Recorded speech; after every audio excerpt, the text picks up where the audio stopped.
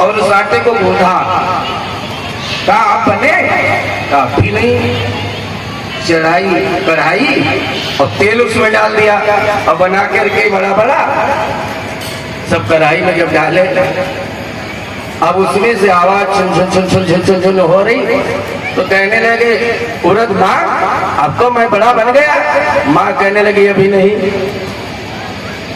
फिर वही उठा करके दही में डाल दिया। जब दही में डाला कहा माँ अब तो बने। माँ कहने लगी नहीं, तुम दही बड़ा कभी नहीं बन सकते। बड़ा कौन है? दही। कौन बड़ा है? दही बड़ा है। उरद कहाँ बन पाए बताओ? बताओ बेचारे इतनी मुसीबत झेली, इतना कष्ट सहा और दही में जाते ही दही बड़ा हो गया, लेकिन उरद बड़ा नहीं बन पाए। तो कभी ये मत सोचना कि मैं बड़ा बनने की कोशिश मत करना, हमेशा छोटा बन रहे होंगे। तो इसी में भलाई है, बड़ा जब बनाएगा तो मालिक माता जी बनाएंगे। हम और आप कितना ही कोशिश कर लें नहीं बन सकता। जब उसकी इच्छा होगी तो सब कुछ हो जाएगा। तो इसलिए कहने का मतलब यही है कि ज्ञान करवाया जाता और जहां सत्संग करवाया जाता इसमें कुछ हम ज्ञान अर्जित करते। गोस्वामी जी ने कहा है संसार में मनुष्य के लिए सब कुछ रचा है भोजन के लिए।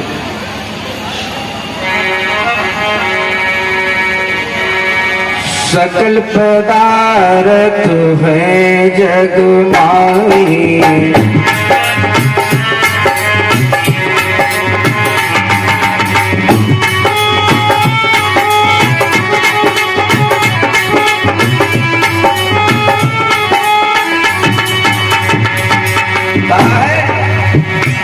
सकल पदार्थ है जग माही, सकल पदार्थ है जग माही, कर्महीन नर पावत नाही।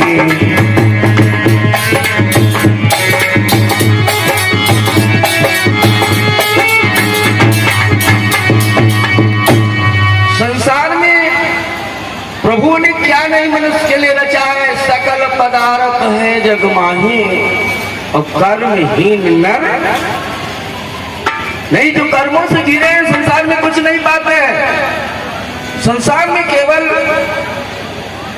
मनुष्य अपना कर्म करे, मेहनत करे, फल की चाहत मत करे। कभी फल तो ईश्वर देगा, तुम्हारा कर्म है। अर्जुन से भगवान श्री कृष्ण ने गीता में कहा कि हे अर्जुन तुम अपना कर्म करो, फल की चाहत मत करो। और कर्म नहीं तो कुछ भी नहीं। तो इसलिए कि आप लोग कार्य करते रहें, अच्छा कार्य करें। संसार में प्रभु ने खाने के लिए बहुत कुछ रच दिया है। एक लाइन में जरा प्रभु का नाम ले।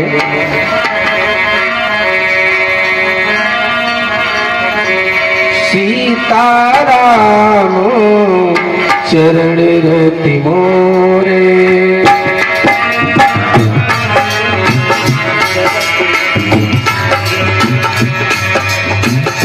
सीताराम चरण रति मोरे,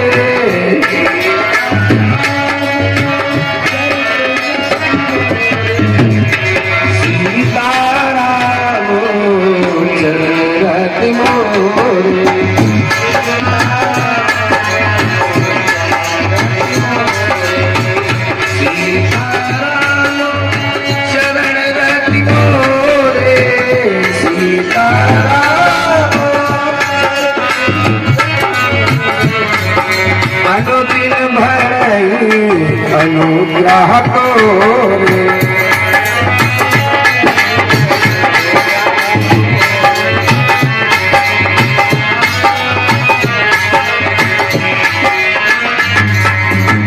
मंगल भवन मंगलहारी मंगल भवन मंगलहारी प्रभु सुदर्शन अजीर बिहारी।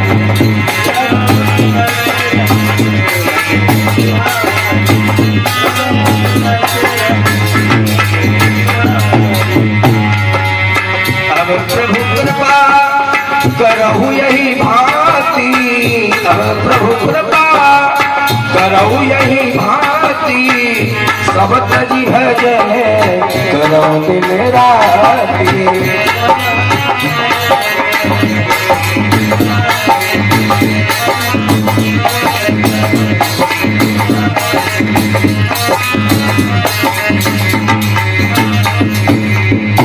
बोले सच्चे दरबार की।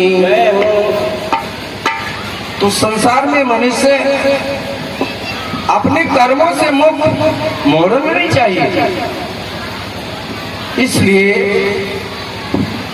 प्रिय भक्तों, और जब हम बुद्धि से हीन होते हैं, हमें ज्ञान नहीं होता है, तो हम अच्छे लोगों की संगत करना शुरू कर देते हैं। और जब हमें ज्ञान मिलता है तो हमारा संसार जो है बिजली जैसा जगमगा जाता है। तो कहने का मतलब अच्छे संस्कार और अच्छे से अच्छे कर्म ही करना सीखो। एक दूसरे पर उपकार करो, भलाई करो, यही एक मानव धर्म। मानव धर्म अगर एक दूसरे के काम में आया ही नहीं तो इंसान अपने को मनुष्य मत कहलाए। वो इंसान अपने को मनुष्य मत कहलाए जो अगर एक दूसरे के कार्य में आया नहीं। क्यों? अगर अपना हित करना है, अपना ही भंडार भरना है, तो ऐसे लोगों से संसार में पशु और पक्षी ही अच्छे हैं। देखिए, पशु और पक्षी भोजन करते हैं, बच्चों को जन्म देते हैं, सोते हैं। बच्चे जन्म देते हैं, सोते हैं और भोजन करते हैं। और तो कोई कार्य है नहीं बस बच्चों के पास में। वो गीता रामायण पढ़ेंगे, नहीं एक दूसरे को पढ़ाएंगे, नहीं कोई को रास्ता दिखाएंगे, बस इतने काम है। और आजकल इस कलयुग में मनुष्य पशुओं की जिंदगी जी रहा है। पशुओं की अपने स्वार्थ बस अपना उदर भरने के लिए, दूसरे को समझता नहीं है कि भूखा व्यक्ति बैठा है, अगर उसके पास में है तो देगा नहीं। क्यों? कि अगर हम भूखे को भोजन करा दे तो इससे बढ़कर के संसार में है क्या? तो प्रिय भक्तों,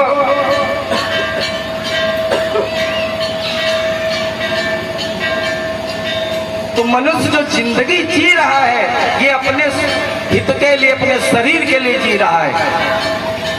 भोजन किया, बच्चों को जन्म दिया और सो गए। ऐसे व्यक्ति ज्यादातर है। अगर ऐसे व्यक्ति है तो उनमें और पशुओं में अंतर ही क्या रह गया? क्या अंतर रहेगा? हम मानुष के अंदर 1 से लेकर के 8 कलाएं होती हैं बराबर, लेकिन पशु पक्षियों के पास में एक ही कला होती है, एक ही, दूसरी कला नहीं होती। लेकिन इस मानव के अंदर हर वक्त 5 कलाएं रहती हैं। हर वक्त मनुष्य सोच सकता है, एक दूसरे के कार्य कर सकता है,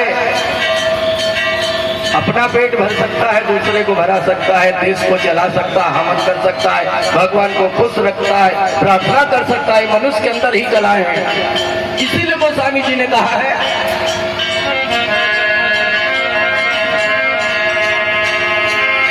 और फिर भी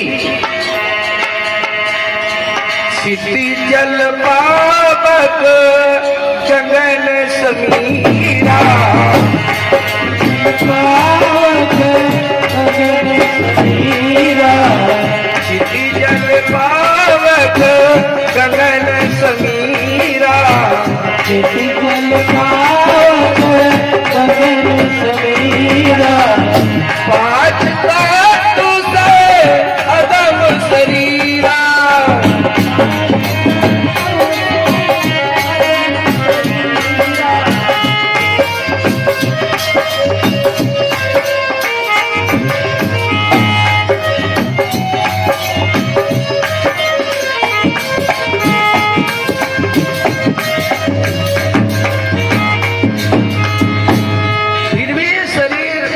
अधम है। पृथ्वी, जल, आकाश, अग्नि, इन पांचों से ये शरीर बना हुआ है। इन पांचों में से, शरीर में से अगर एक तत्व निकल जाए तो ये शरीर निर्जीव हो जाएगा। अग्नि भी है, जल भी है, हवा भी है और गगन भी है, मिट्टी भी है। इन पांचों तत्वों से शरीर बना। इसमें से एक तत्व अगर निकल जाता है तो शरीर मृतक हो जाता है। इसलिए कहना है भक्तों, ये शरीर का कोई भरोसा नहीं, कब शरीर से जान निकल जाए, कोई इसका भरोसा ही नहीं।